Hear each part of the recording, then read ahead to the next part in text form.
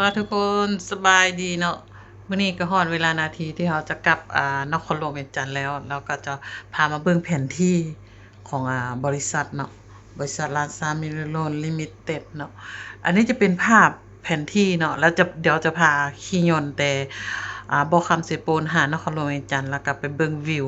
บ่อคำสิโปนเนาะนำกันเนาะก่อนอื่นจะมาอธิบายให้ฟังอีกบัดนึงเนาะแต่ว่าก่อนหน้านั้นก็อธิบายแล้วเนาะแต่ก่อน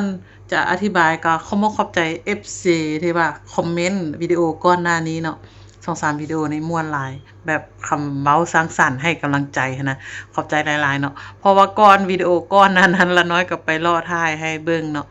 แล้วแบบเว้าคำบ่ม่วนหลายหั้นนะละน้อยก็เลยแบบรับเต็มๆแต่ที่จริงละน้อยก็บ่แม่นเจ้าของบ่คำแล้วก็บ่แม่นคนสัมปทานเนาะละน้อยก็เป็นเพียงพนักงานที่ว่าอยู่นำเพิ่นน้อยหนึ่งสิเนาะแล้วก็มาถ่ายให้ฟังมาถ่ายให้เบิ่งว่าซั่นซะเนาะอันนี้จะเป็นบ่อัน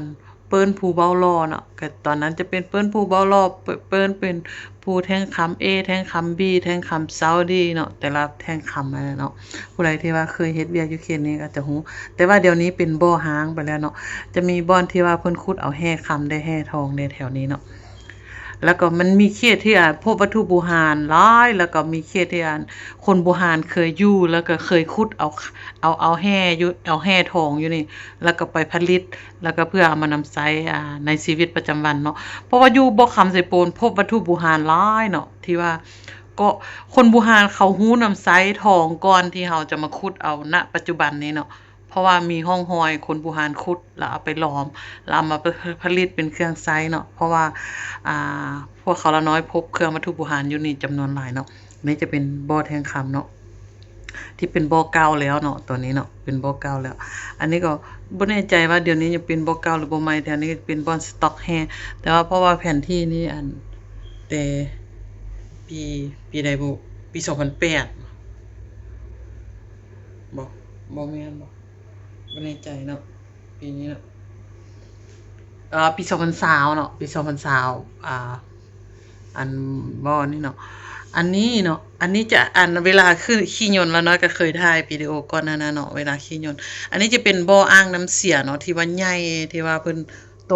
มาจากพี่โรงงานอยู่พี่เนาะโรงงานต้มคำโรงงานต้มทองจะอยู่บ่อนนี้เนาะจะอยู่บริเวณนี้โรงงานต้มทองต้มคำเนาะแล้วเพิ่นก็จะต่ออ่างน้ำเสียเพื่อมาบำบัดอยู่พี่เนาะอยู่นี่ชมเชยอันหนึ่งก็คือแบบเขาเจ้าบ่ให้น้ำเสียหรือน้ำเปื้อนโรงงานนั้นไหลใส่น้ำธรรมชาติของพ่อแม่ประชาชนจะบ่ได้รับผลกระทบเนาะเพราะหยังเขาเจ้าจะมีพนักงานสิ่งแวดล้อมเอาน้ำไปวิจัยทุกมื้อเพื่อบ่ให้น้ำไหลรั่วลงสู่น้ำธรรมชาติของพ่อแม่ประชาชนเนาะอันนี้ก็จะเป็นน้ำบ่ออ่างน้ำเสียคือกันเนาะอันนี้จะเป็นเขตโรงงานเนาะโรงงานที่ว่าละน้อยเคยถ่ายให้เบิ่งเนาะโรงงานต้มทองโรงงานต้มคำจะอยู่บริเวณนี้เนาะอันนี้จะเป็นขนงบ่อขนงแล้วก็ภูหินส้มเนาะภูหินส้มมาอันนี้จะเป็นแคมป์เนาะแคมป์หินส้มอันนี้นะแคมป์หินส้มอันนี้จะเป็นแคมป์พนักงานเขาเฮ็ดเวียกเนาะอยู่นี่เนาะมีแคมป์2แคมป์เนาะมีแคมป์หินส้มกับแคมป์ผาดานบ่ผาดานน่าจะเป็นอยู่นี่ผาดานเพราะว่าขี่รถแต่นี่มาเพื่อจะไปเฮ็ดเวียกเนาะอันนี้จะเป็นแผนที่คร่าวๆเนาะและอันนี้เนาะก็จะเป็นเมืองวิลาบุรีเนาะอันนี้เนาะเป็นตัวเมืองของเมืองวิลาบุรีแขวงสะวรรณเขตอันนี้นะเป็นตัวเมืองเนาะตัวเมืองวิลาบุรีตัวเมืองวิลาบุรีก็แบบคือแขวงสะวรรณเขตคือกันเนาะเพราะว่าเพิ่นเฮ็ดเป็นตัวเมืองแบบตากะโลนะเป็นตารางเป็นตากะโลว่าซั่นซะ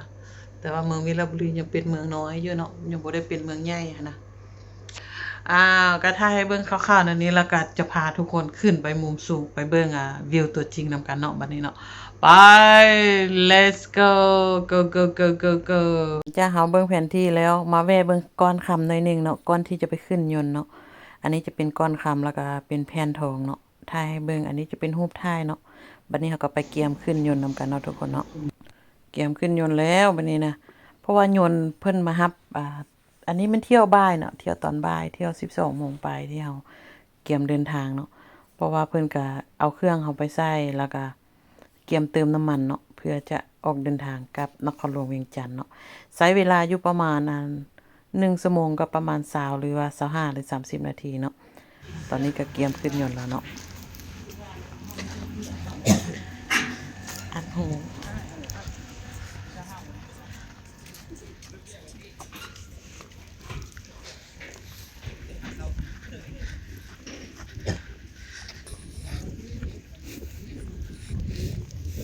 ไปดี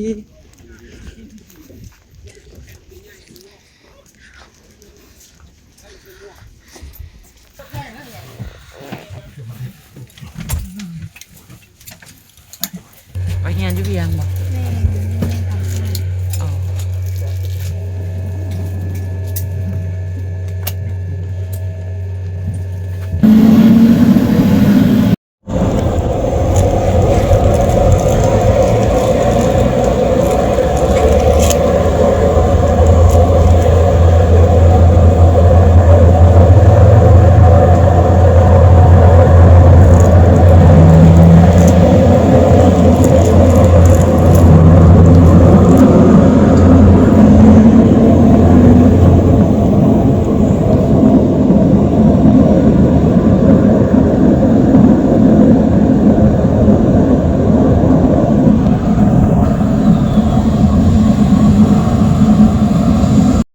หลังจากเขาขึ้นยนต์เป็นที่เรียบร้อยต้องได้ใส่สำลีแนวอัดหูเนาะเพราะฉะนั้นหูจะอึ้งเพราะว่าในเสียงอยู่ในยนต์นะเสียงจะดังเนาะฉะนั้นเราต้องได้ใส่แนวอัดหูแล้วเขาก็เกียมเดินมุ่งหน้าเดินทางไปนครหลวงเวียงจันทน์เนาะหลาย EP แล้วน้อยก็ถ่ายหลายรอบแล้วเนาะที่ว่าลูกเซโปนไปนครหลวงเวียงจันทน์แต่ว่ามื้อนี้ก็มาถ่ายให้เบิ่งอีกเนาะตอนนี้ยนต์ก็เกียมจะเกียมทะยานขึ้นฟ้าแล้วเนาะแล้วก็จะมาอธิบายเมื่อกี้เฮาเบิ่งก่อนวิดีโอก่อนหน้านั้นเนาะก่อนหน้านั้นหั่นนะที่ละน้อยละอธิบายในแผนที่เนาะอันนี้จะเป็นมุมตัวจริงเนาะอันนี้จะเป็นอยู่ใกล้ๆเมืองวิลาบุรีเลยเนาะบ่อนี้จะเป็นบ่อเปิดเนาะแต่ว่ามันน่าจะเป็นบ่อห้างละบ่หรือว่าจังใดก็บ่แน่ใจเนาะตัวนี้บ่ได้ออกมานอกดนหั่นนะอันนี้จะแม่นเป็นภาพมุมสูงเนาะถ่ายให้เบิ่งคร่าวๆเนาะแต่ว่าสภาพอากาศมื้อนี้นะบ่ค่อยดีปานใดเพราะว่าฝนตกบ่อยู่นครหลวงเวียงจันทน์แล้วอากาศบ่ค่อยดีเนาะท้องฟ้าก็มืดมัวบ่แจ้งนะมื้อนี้นะถ่ายแนวใดก็บ่แจ้งบ่งามหั่นนะแต่ว่าถ่ายเบิ่งคร่าวๆประมาณนี้เนาะอันนี้จะอันที่เราเห็นอยู่ไกลๆบ่อน้ำสีเขียวๆหั่นคือกันเนาะอันนั้นจะเป็นบ่อนั้นบ่อเก่าเนาะบ่อที่ว่าปิดไปแล้วหั่นนะบ่อปิดไปแล้วมันจะเป็นมีน้ำเนาะน้ำหลายๆน้ำแต่อันคืออันอยู่ประเทศจีนบ่บ่อที่ว่าเขาจะขุดเอาแฮแล้วมันเขาจะปิดไปแล้วเขาจะไปเฮ็ดโรงแรมใส่ป้าคืนละบักหลายๆพันดอลลาร์ได้คนไปนอนอยู่บ้านเฮานี่มีบักหลายๆบ่ออยู่เขตสัมปทานแถวบ่อคำสิโปนเพราะว่าแถวนี้จะเป็นบ่อที่ว่าละน้อยอธิบายเมื่อกี้เนาะเป็นแท่งคำซาอุดีแล้วก็แท่งคำ A แท่งคำ B แล้วก็แถวเปิ้นภูเบาโลเนาะฝากนี้เนาะมันจะเลียบไปทางพอเปิ้นไปอีกเบื้องนึงเบื้องฝากภูเบื้องนั้นก็เขาเพิ่นก็คุดค้นคือกันเนาะเปิ้นภูกงกันข้ามกับฝากนี้นะเพิ่นก็คุดค้นคือกันเนาะอันนี้จะเป็นบ่ออ่างเก่าเนาะอันนี้เนาะบ่ออ่างที่ว่าเพิ่นขุดแล้วเนาะอันนี้จะเป็นบ่อเปิดคือปัจจุบันเพิ่นเฮ็ดแต่อยู่เขตแถวภูขนงแถวนั้นเพิ่นจะเฮ็ดเป็นบ่อใต้ดินเนาะแต่ว่าอันนี้เป็นบ่อเปิดบ่อหางแล้วเนาะเด็กก็ข้ามภูเบื้องนี้ก็มีเนาะเบื้องภูเบื้องนี้ก็พบห้องหอยคนบูหานเขาขุดเอาแห่ทองหลายเนาะเพราะว่าเมื่อก่อนน่าจะบ่ฮู้ว่าคนบูหานเพิ่นยังบ่ฮู้นำสายคำบ่แน่ใจเนาะเพราะว่าเฮาบ่ได้พบห้องหอยการขุดเอาแห่คำส่วนหลายแม่นพบแต่ห้องหอยการขุดเอาแห่ทองเนาะอันนี้อากาศบ่ค่อยดีมื้อนี้นะถ่ายแบบมัวๆเลยนะทุกคนถ่ายแบบมัวๆมืดๆนะช่วงนี้ เพราะว่าอากาศบ่ดีแล้วยนต์เน่งแท้เน่งว่าเป็นมื้อที่ว่าเมายนต์หลายๆรอบที่ว่าบ่ได้เมายนต์ดนแล้วเนาะมื้อนี้เมายนต์เลยละน้อยนะเพราะว่ายนต์น่ะติ่งบักแห้งๆแล้วก็อากาศบ่ดีเด้เนาะแล้วก็แบบเมฆหลายนะเมฆหมอกหลายเด้เฮ็ดให้เมายนต์เลยป้าบ่คิดว่าสิเมายนต์ก็เมา เดือนเคลื่อนน้ำ หลายคนตอบคอมเมนต์EP ก่อนนั้นนะเนาะหลายคนบอกว่ามันแม่นอันเคลื่อนไฟฟ้าน้ำกระดิ่งบ่แม่น้ำกระดิ่งตัวนี้เนาะแต่ว่าอันถ่ายบ่แจ้งปานใดเพราะว่าอากาศบ่เป็นใจเลยมื้อนี้แถมเมาโยนอีกแถมอากาศบ่เป็นใจอีกมื้อนี้ อันนี้ก็จะถ่ายให้เบิ่งคร่าวๆบรรยากาศเนาะทุกคนเนาะแล้วละน้อยขอบใจทุกคนเด้อที่ติดตามแล้วก็รับชมก่อน EP ก่อน2-3ก่อนนั้นมีคนคอมเมนต์โอ้มีแต่คำม่วนๆคำหวานๆแบบคำให้กำลังใจว่าอ๋อดีใจเด้อที่ได้ให้มาให้เบิ่งนั่นนี่ละน้อยดีใจเนาะคือวิดีโอก่อนพุ่นเนาะหลายคนแบบโจมตีละน้อยเวลาละน้อยถ่ายอยู่บ่คำหั่นนะเพราะว่าหยังเขาเว้าในเชิงที่แบบประชดประชันหั่นนะละน้อยก็เลยบอกไปเนาะ EP ก่อนนั้นละน้อยว่าบ่อยากให้คอมเมนต์แบบนั้นเพราะว่าละน้อยถ่ายให้เบิ่งเนาะบ่แม่นละน้อยเป็นเจ้าของบ่คำหั่นนะ ก็เลยถ่ายให้เบิ่งฉะนั้นทุกคนเข้าใจนำกันเนาะว่าบ่มีหยังเป็นของเฮาแล้วก็เฮาเป็นเพียงไปร่วมเวียกนำเพิ่นซื่อๆเนาะอันนี้ก็แม่นเพิ่นจะเริ่มบินลงต่ำแล้วเนาะใกล้จะฮอดนครหลวงเวียงจันทน์แล้วเดี๋ยวนี้